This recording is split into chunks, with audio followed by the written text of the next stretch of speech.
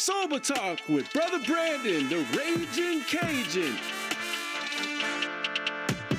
It's the weekend, baby.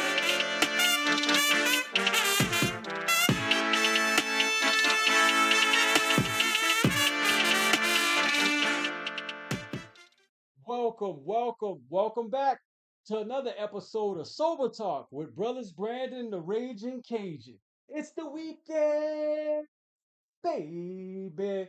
Man, I hope everybody's having a beautiful week, a beautiful day so far. It's a great day to be alive, sober, and free. Free from the jail cell, free from the trap trailers, and free from addiction and alcoholism.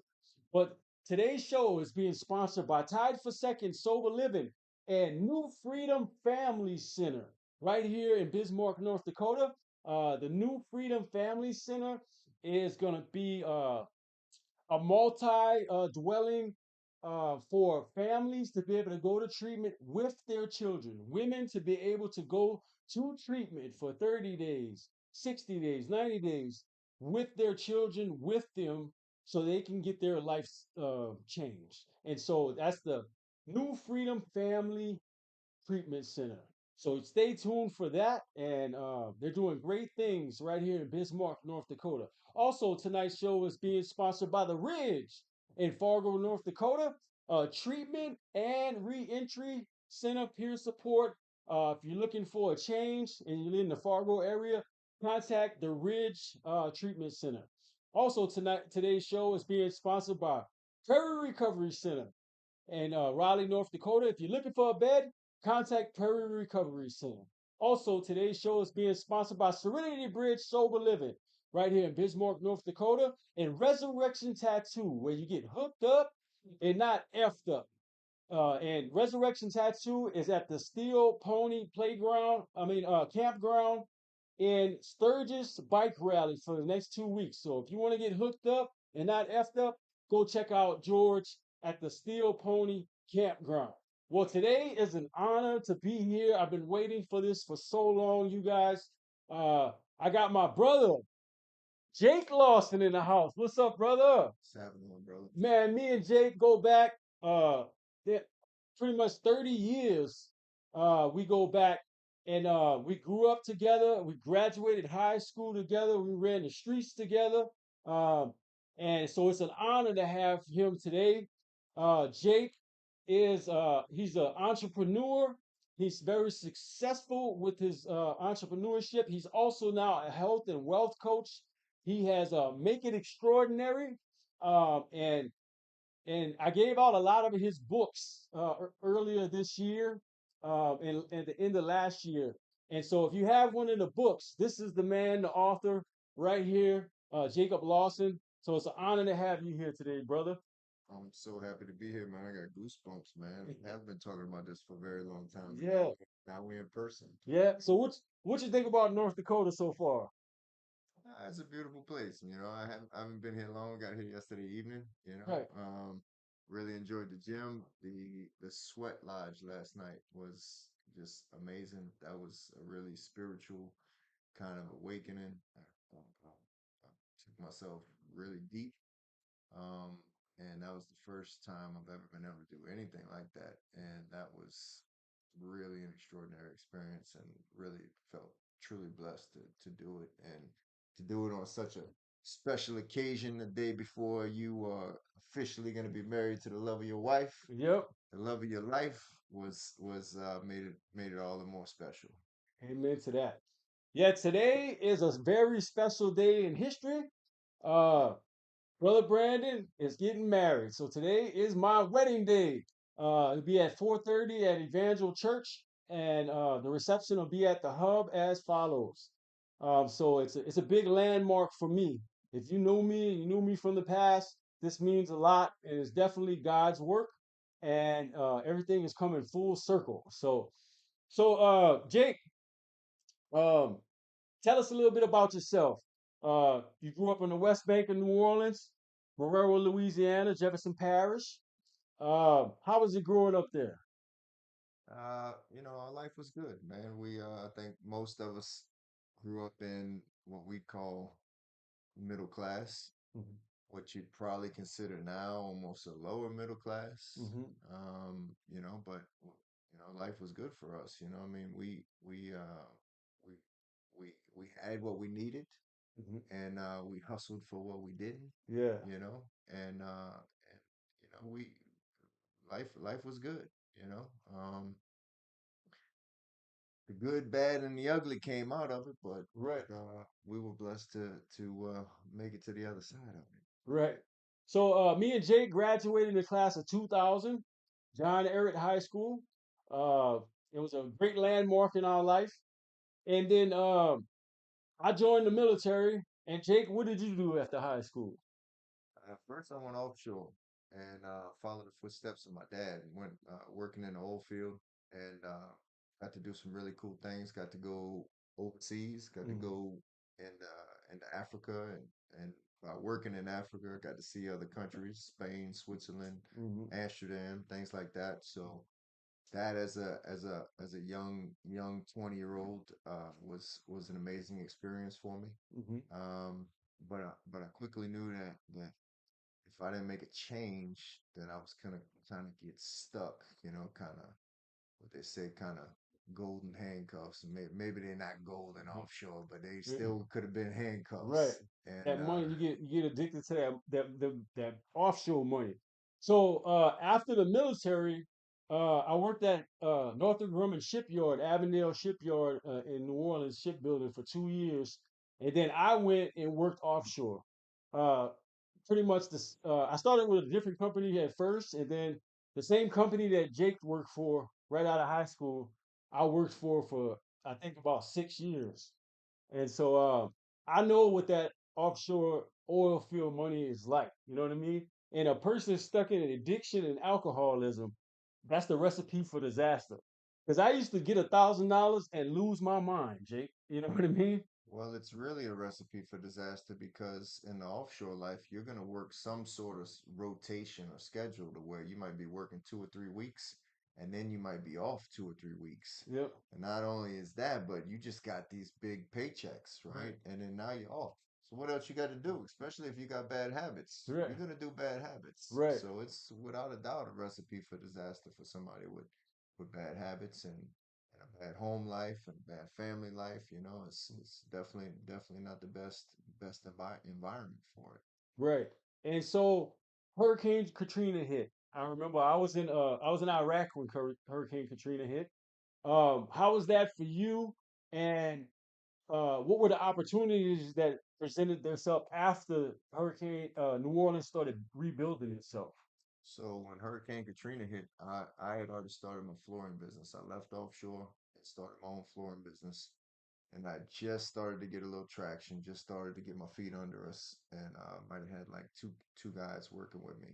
And then Hurricane Katrina comes, and that's when I kind of personally coined the phrase the Wild Wild West Mm-hmm. because that's what it felt like out there. We Mm-hmm. we look, it looked like scenes out of The Walking Dead. Mm-hmm. That city was destroyed, Mm-hmm. right? And there was a lot of rebuilding that needed to happen. Mm-hmm. So from then there on, part of the term of the Wild Wild West is, it's in Louisiana. It's technically an open carry state, so everybody's strapped, everybody's walking around, National Guards all over the place. Yep. Looks like a disaster zone. Mm-hmm. But then there was as much work as you could shake a fist at, and from You did? Hey. yikes. And there's no way to double hook it the way you got power running to it and hooked to the. That sucks.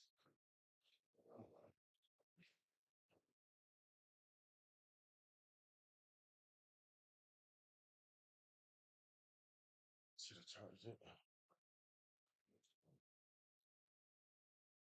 We can restart it. We got 30 minutes to go.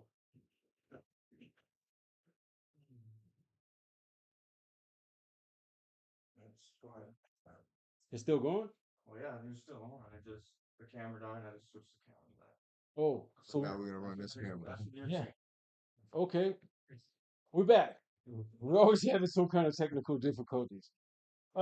make it happen. Yeah. So you after Hurricane Katrina, you pretty much went full on uh flooring back to floor. How long? Like how long was it before you got back into it? After Katrina.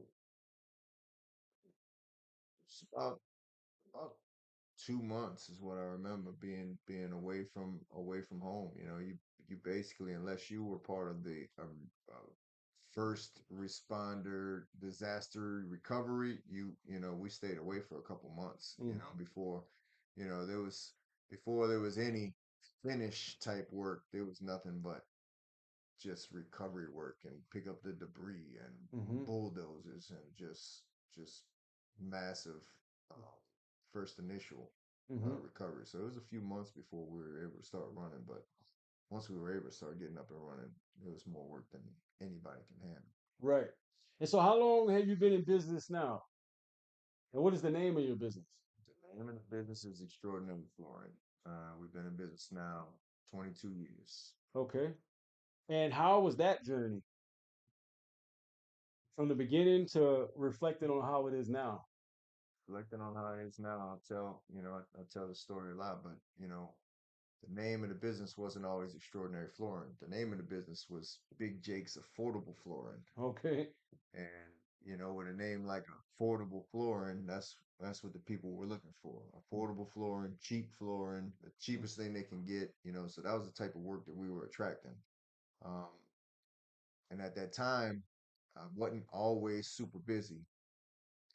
And I I'd do some pickup work with my old boss, my mentor, my big brother that showed me flooring. Mm-hmm. And every now and then I'd do some pickup work with him. And on one of these days, I'm riding in his work van, and it's an old work van. I got two bucket seats in the front, and I was sitting on the bucket in the back, the Home Depot bucket seat. Yeah. And I had an aha moment, and that moment, something told me, make it extraordinary. Mm-hmm. And I said, I got it. The new name of my business, Mm-hmm. Extraordinary Flooring. It's not affordable flooring anymore. Mm-hmm. And from there, with that mindset shift and that energy shift, that's what we started getting. We started landing that, right? So that perspective shift. And 22 years in business, we kind of run the gauntlet in flooring, but our specialty is polished concrete and resinous coatings. So epoxy coatings and polished concretes are our number one specialty, predominantly commercial. Mm-hmm. But we also have a residential and industrial side as well. And 20 strong right now. 20 So employees. 20 So you employees. started off before Hurricane Katrina with two. Two. Well, one to two here and there. Yeah. And now you got what's the most employees you ever had in the 22 years? And We kind of stay in that range. It always fluctuates. One or two drop off, one or two come on. So we typically stay in that 16, 18, 20, 22 range. Depends. okay. So basically, you got a good system. How many years did you think it took to like figure out a good system? It's always a work in progress. Yep. It's always a work in progress. Your systems, um, you have systems before you know you have systems, Mm-hmm. right? But once you know you have systems and you start really trying to define those systems and put them down and make them processes, Mm-hmm. right? That's when you start doing that and refining it. And as you grow and as you elevate, you have to constantly be refining those systems and processes. Right.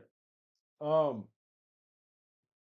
how has through your years on this earth, how would you say your drinking it and drugging was? I, unlike a lot of your community, was lucky enough to be an addict without being an addict that couldn't control it. Right.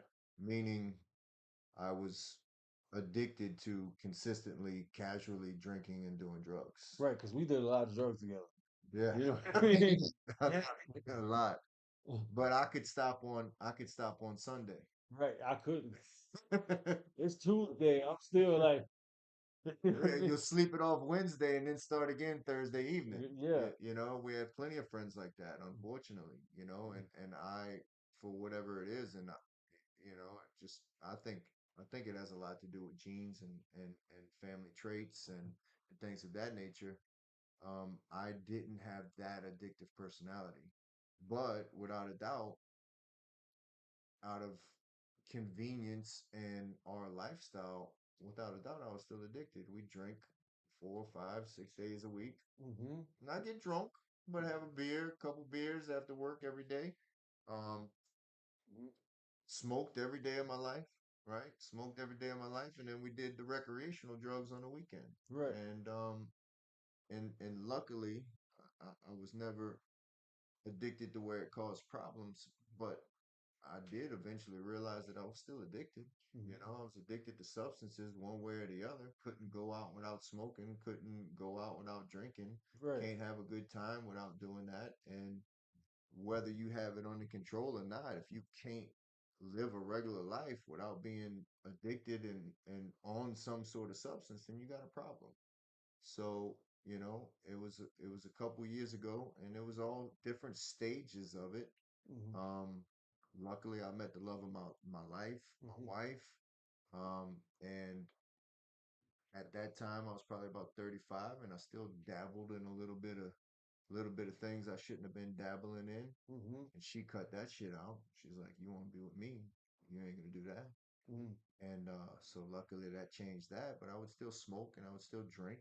Right. And and then finally I had another aha moment, and I went and visited some family, and I seen one of my uncles, Mm-hmm. and he's who they say I get all my height and all my size and we're the tallest people in the family, right? Tall and big, and he was always in shape, pretty good shape. And by this time I go see him, he's been retired maybe 20 years, and living a good life, drinking, eating, smoking cigars, cruising, things of that nature, right? And Father Time had caught up with him, Mm-hmm. and he was in bad shape. He was just literally, I caught him at the worst time. He just come out of surgery the day before, Mm-hmm. like replacing a knee or a hip or something, and kind of had an awakening moment. Like, if you don't change your habits, this is your future.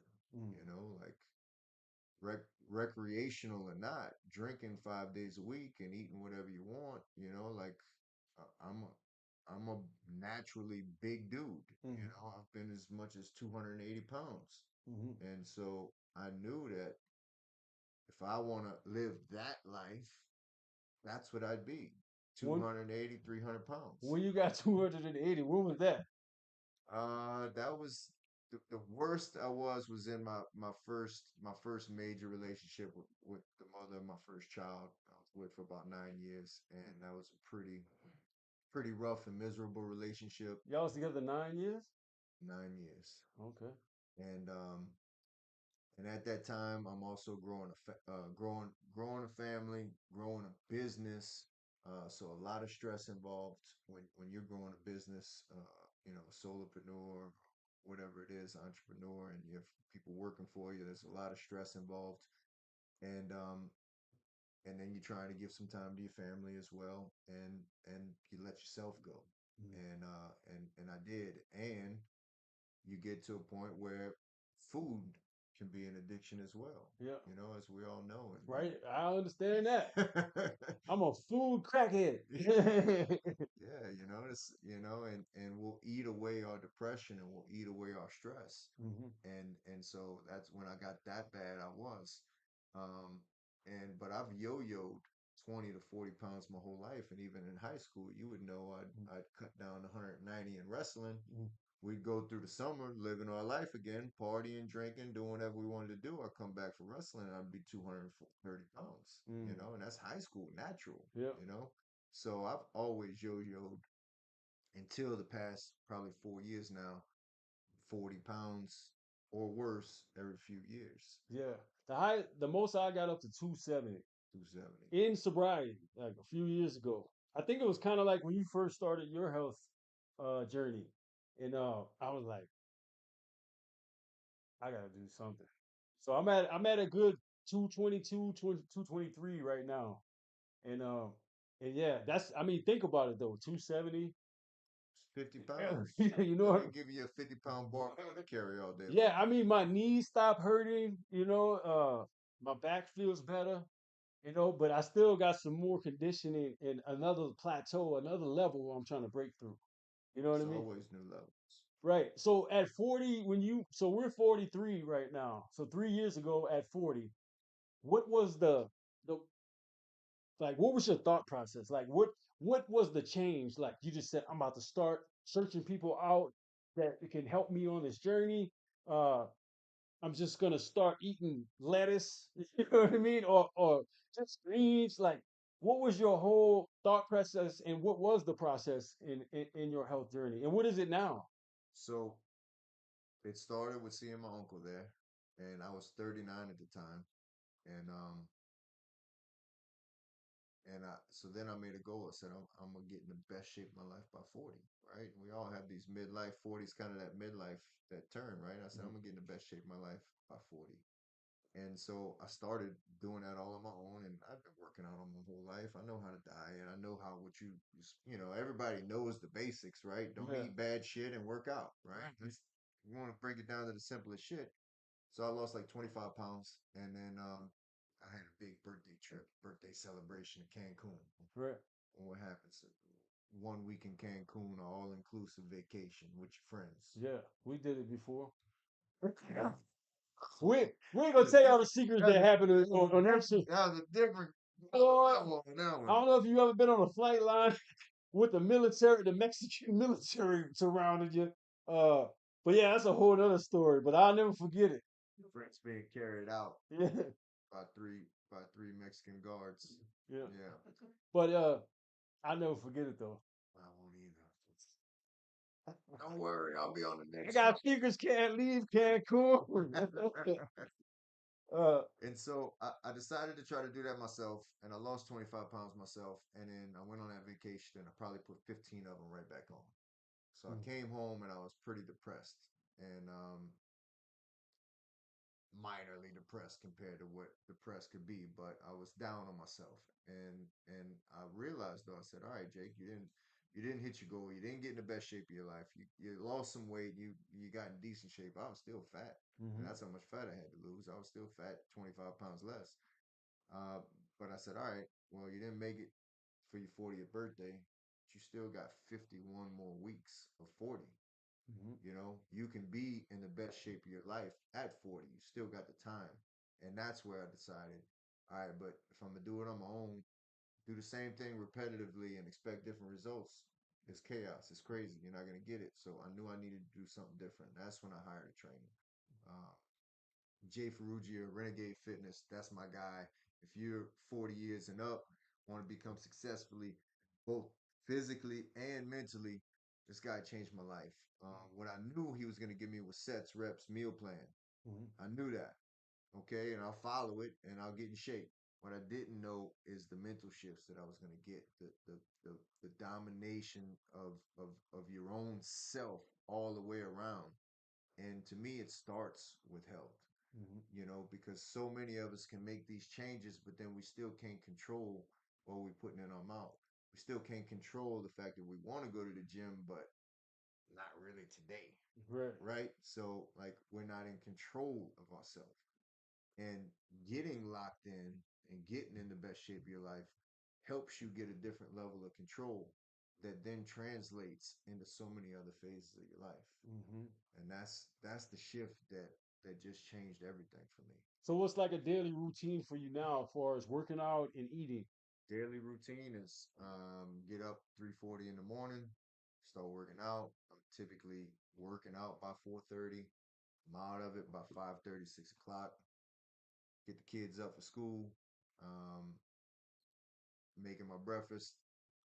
Keeping it simple is the key, especially in the beginning. Once you really dialed in, you can make some adjustments, but keeping it simple and keeping the base things all around. I'll meal prep on the weekend, which is really me. I'm just grilling a bunch of chicken and Mhm, making some sweet potatoes, and my main meal is lean meat, 93.7 or 95.5, eggs, greens, vegetables, chicken. and sweet potatoes is my main bulk of the meal during the week, and then on the weekends I'll get some different steaks, different cuts of beef or lamb or salmon, different seafoods, right? So I'll vary it a little bit on the weekend, but during the week I stay pretty consistent, and that's what keeps it easy. So you're eating 3 meals a day, 3 meals a day, and that's it. pretty much. It's a hardcore statement, but it resonated with me. You got 3 meals. This is your plain meals. This is what you're supposed to eat. Well, what about snacks? Snacking some fat bastards. Yeah. Kids and fat bastards is what he told Yeah. me. All right, that's what snacks are for. Yeah. Right? We don't need snacks. We grown folk. We adults. Right. This is our food. This is what we ate lunch. We ate breakfast. We ate dinner. We don't need a snack. Yeah. But our ancestors ate once a day or once a week, Right. whatever it was, and they survived. Like we did just eat lunch like less than 2 hours ago. We don't need a snack, Right. right? So, but it's not so many ways to skin a cat. You can do 5 meals. If you are something like, hey, I need a snack, or I'm gonna break down and eat something bad. Well, then you break those instead of those 3 big meals, you break them down into 4 or 5, so that you do have a snack, right? Right. But that snack it's a meal. It ain't a snack. Right. And if that's just a protein bar or fruit or whatever it is, or just a piece of that meal you were gonna eat, then it's a meal. I eat 5 meals a day, right? And it ain't a snack. I don't need a snack, right? Right. And you change that mentality. So how do you deal with that, like being in the business world and like somebody invites you to lunch? I just try to eat a healthier lunch, and if I know that I'm gonna do that, I might make some adjustments in what I eat for breakfast or what I eat for dinner, Right. right?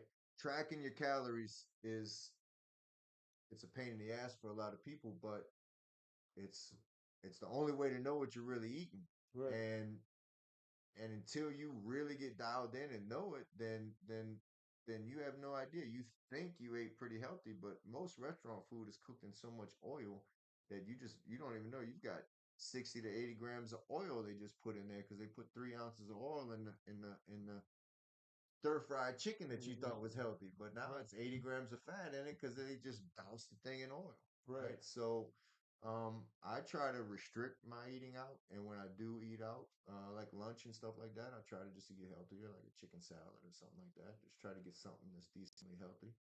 And if you know that ain't gonna happen, then you got to make some serious adjustments either before or after. So do you know how much your BMI or your body fat was at the beginning? And do you know how much it is now? I have no idea what it was in the beginning, and I did a DEXA scan like last year at like 202, and I was like at 14%. That's pretty good. That's visible abs, Yeah. most of your uh, super lean guys will get like 10% or under, you Mhm. know. But in that, you definitely want to be under 20%. Like under 20% is healthy, right? The abs and all of that stuff. Look, makes you feel amazing, right? And it's kind of like the bonus prize, right? But the true thing is to be healthy, right? And you Mhm. definitely want to be under that 20%, right? Right. Um, so you have the book Make It Extraordinary. Was that a goal you had all your life, or it was something like you later in life you thought about doing? How did that come about? Wanting to be the author of your own book. Listening to aha moments in your life, listening to those downloads. I did not have a plan to write that book. I had thought that I potentially would maybe write a book in my 50s or 60s after I'd done something special, right? Hmm. I had thoughts of that at points in my life, but at the point that I decided to write that book, I didn't have any of that. There was nothing in sight that was, oh, maybe I'll do this, maybe I'll do that. I was literally jogging, and I had one of those downloads, aha moment, and something told myself, write a book. And I listened. By the end of that jog, I had already had notes. I had like stopped and I started writing notes on, different things I could write about, right? Hmm. And so it was just one of those moments, same thing like the Home Depot bucket, where it changed the name to Extraordinary. It said write a book. And and I listened, and that you have no idea when you listen to that intuition. You may see, okay, well, it said go left, I'm gonna go left, and that's gonna take me this way. But you have no idea the different directions that it's gonna take you after that. So, like, I had no real intentions of doing any of the other things that this book has kind of led me on to the journey of. Hmm. But because I listened to that, now I'm constantly doing shows. I'm speaking on stages. I'm invited on these podcasts. I'm building my brand, and it kind of started with that book. And then I saw that you followed Grant Cardone, Louisiana native, and you've been to like a lot of his seminars about real estate and things like that. How has that helped you? Grant Cardone is part of the reason that started this whole journey. During COVID, when I had a brand new restaurant that was basically almost shut down because you couldn't even dine in a restaurant, Brazilian restaurant. Brazilian I know restaurant. you traveled to Brazil and got like some, you seen how it is down there. You got some tips and seen Yeah. what kind of products they sell. And then you came back and Well, I married a Brazilian woman, and she had the idea, let's build a restaurant. And I've never been one to be scared to twist my arm for entrepreneurial opportunities, so we did. But I had never done anything personal development. Maybe in my early 20s, I read a book or two, but not many. right, But I would, for the next 15 plus years, I didn't do anything personal development wise, business development, any of that stuff. And I landed on this guy, and he's all flamboyant and polarizing, and you either love him or you hate him. But I dug in and I found out, yeah, he is a Louisiana boy.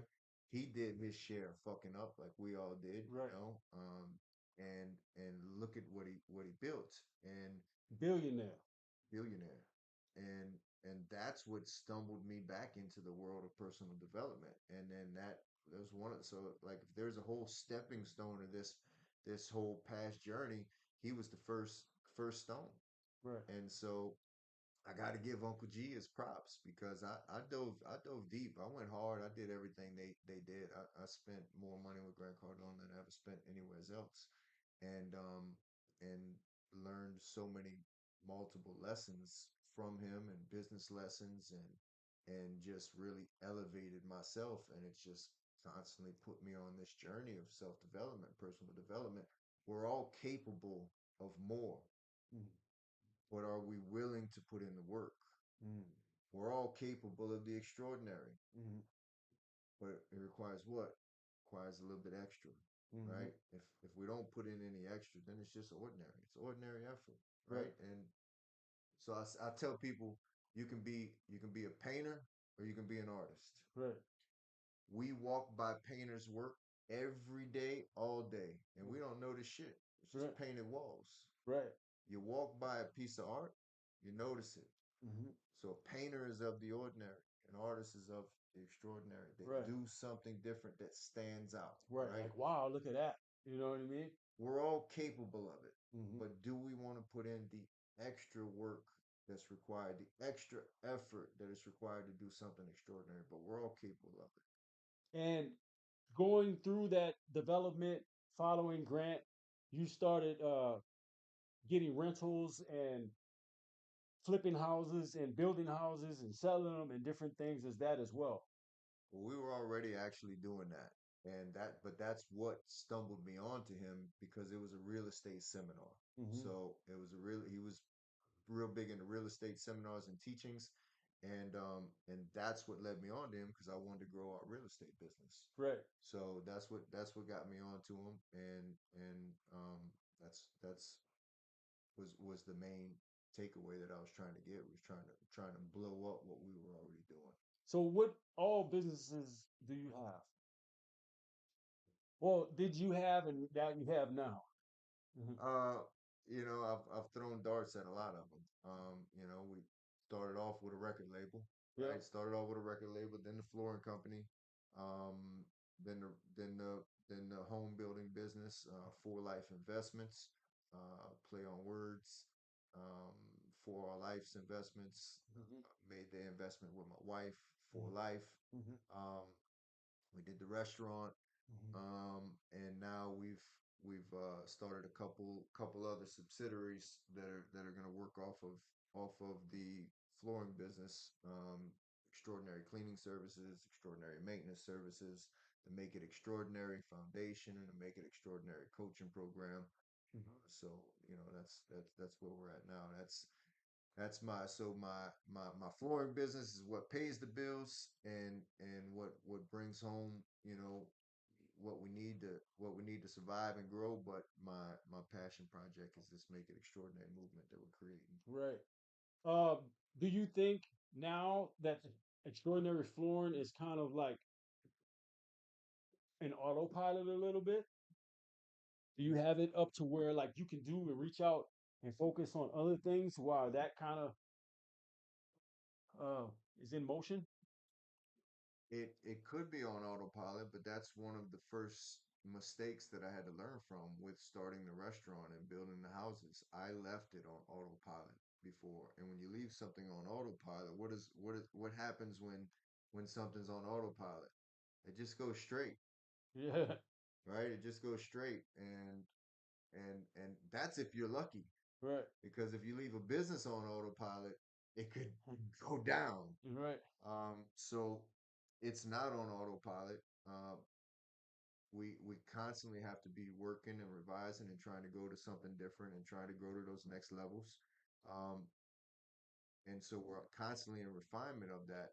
But I have built a team now, so I am not doing it all on my own. Whereas before, I had a bunch of people working for me doing the labor, but I was trying to do everything else. Well, now I've got a team. So it's definitely not on autopilot. We're constantly working to grow the business, but I do also have some time to focus on these other ventures of mine Okay. because I have help. I have established processes in the business. I have people that have dedicated roles and responsibilities that I no longer have to micromanage or do myself. Right. Amen to that. Um, how is it having children and being a father of three now? How's that journey been? It's the best thing in the world. Right. There's nothing better, right? Got, I've got my oldest daughter who just graduated high school, about to go into esthetician school. She wants to be an esthetician and do her own thing, and have her own business, which is amazing. That means she's knocked off some of the entrepreneurial spirit. Mm-hmm. And then I've got my two younger ones at 5 and 7, and they're just, they're my heart. They just, I get to, I'm I'm so blessed to spend every day with them, and see them, and also reflect and know that when my oldest daughter Bree was was born, I was in the middle of building this business and Mm-hmm. working crazy 60, 80 hours, Right. leaving before she's up, coming home after she's asleep. And the amount of stuff that I reflect on now that I missed Mm-hmm. in her childhood, that I get to share and get to have happen with my younger ones, is just, I cherish it so much more because I know how much I missed with Right. with with my oldest child. Right. So to have that is, you have to cherish it, and honor it, and know how fast it disappears, Yeah. and once it's gone, it's gone. Right. And I can relate with that 100% with my oldest. You know what I mean? And she's here right now about to stand in my wedding. And so that's remarkable because that shows me that relationships can be healed no matter what. And you got to take advantage of the time when you can. You know what I mean? And things can always be changed around. It's never, I mean, I went years without seeing or hearing from my daughter. And now we talk on a regular basis. She's here standing in my wedding. I mean, it's amazing what God can do. You know what I mean? You are so blessed to have been able to reestablish that relationship, and keep it alive through the toughest times. Yep. And you, just as we just said, now you get this amazing opportunity that you could have had just as much of a destroyed relationship with August, and and you stepped up and you changed your life. And you could have stepped up and changed your life and still been a part-time daddy. Right. You committed Mhm. 100% to August, and now y'all both are going to live this extraordinary life together and grow together, and y'all's lives are both enriched so much by each other. Him from you, and you from him. Yeah. He's your purpose. He's Right. your why. He's your north star. You Right. you have to. You know you have to be the example for him now. Right. You have to be. Right. There's no. It's non-negotiable. Yep. 100, 1,000,000%. I like to say times fulfilling. But I remember things Jake's told me throughout my life now, like that now I'm sober and saved for almost 8 years. And I remember him telling me, like, just try to stay sober for one night and like come and find me in the streets and like, trying to rescue me. Cause it was an invisible line at a point that I crossed and I was in the dark side. And there's a lot of things that my family and even Jake don't know things that I was in, and things that I've done, and it's an act of God for me to be sitting here alive with you today. And I remember calling Jake like, man, I ain't talked to my daughter in so long, and it's like it's killing me. And I remember him telling me, "You can't give up." You know what I mean? No matter what, you can't stop. Always keep trying, no matter how long it takes. And I did. I kept trying, and she's here today. You know what I mean? I got goosebumps, man. You Yep. kept it alive. It was by threads, Yep. by weak ass hair threads, but Yep. you kept it alive. And Yep. now look at what you got. And now he's able to see the man that you've changed into and become, and be inspired by that. And you know, me stepping into this journey of helping and service to others as you have stepped in and walked in, I've I've found, and like I said, through the grace of God, I never was taking it into very dark places, but I had my own walks in it. But now that I'm walking with so many others of service, Mhm. a common thread is a lot of them have went to the dark side, Right. and they've come out on the other side of it, and that's how they're able to help so much, Right. and so you're a shining example of that. And many a times, the amount of conversations I had with your family, that when you were gone. Right. You were gone, and all we could do was hope and pray. And I was kind of like one of the only lifelines that they had, that they'd hope I can do something. And we tried, but at the same time, you also knew that until you decide to commit, Hmm. until you make that commitment, it won't happen. And you working with all of the service of others, you know that all too well with other people. Like, everybody wants to quit. Let's take it in the sober life. Everybody wants to quit, or let's take it in what they call, the normie life, right? Everybody wants a nicer house. Everybody wants Yeah. a better job. Everybody wants a better body, but will they commit to the changes that Hmm. it'll take to get there? Hmm. It's a commitment. It's not easy. If it was easy, everybody'd be rich with a six pack and perfect, beautiful life and all of it. But it ain't easy. It's simple. We know what we got to do. Right. Stay off of drugs. Don't eat bad shit. Take care of your body. Take care of your family. Put forth effort in your job, your career, your business, whatever it is, right? It's simple. Right. It ain't easy. Right. That's I'm that's where the difference comes in. I'm about to make one of the biggest commitments of my life today. You are about to You know make what the I mean? biggest commitment of So your life. yeah, it's very exciting, and I'm very thankful for today. And I want to thank Jake for coming. Coming from New Orleans today. I mean yesterday, and being here for this event. A lot of people have friends and brothers and associates and family, but you can tell when somebody's your real friend, family, brother. It's because no matter how much time you spend away from each other, when you get back together, it's just like y'all just been together. You know what I mean? Don't miss We, a we beat. just pick right back up where we was. And I like to end every sober talk show with the if you had any words of wisdom to tell the people out there in the world, or any slogans, or anything that you would like to have them remember, what would it be? Each and every person out here is capable of the extraordinary. The extraordinary isn't for superstars and rock stars and athletes. Like, yeah, they're the top of the top and the cream of the crop. Every single person is capable of something extraordinary. There's not a person we can go into a full auditorium and every single person has something that they do better than everybody else in there, Mhm. and it's their natural given abilities. Everybody has these abilities and everybody has these capabilities of doing more, Mhm. but you can either choose to settle for the ordinary or you can choose to work towards the extraordinary.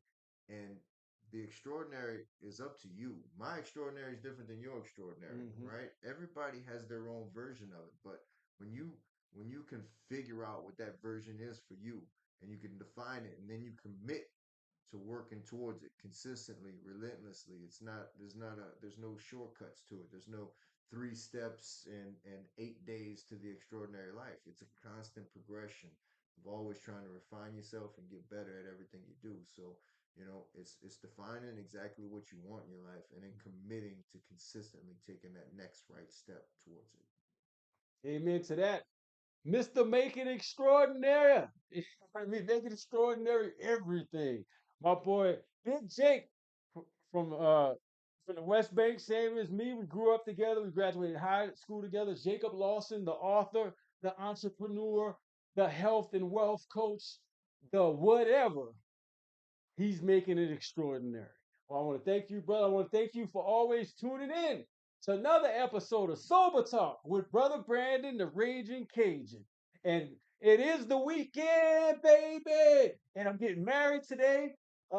Special thanks to Tied for Second Sober Living and New Freedom Family Center. But today is the day.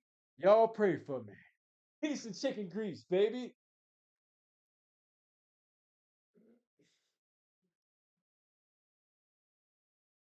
Sober Talk with Brother Brandon, the Raging Cajun. It's the weekend!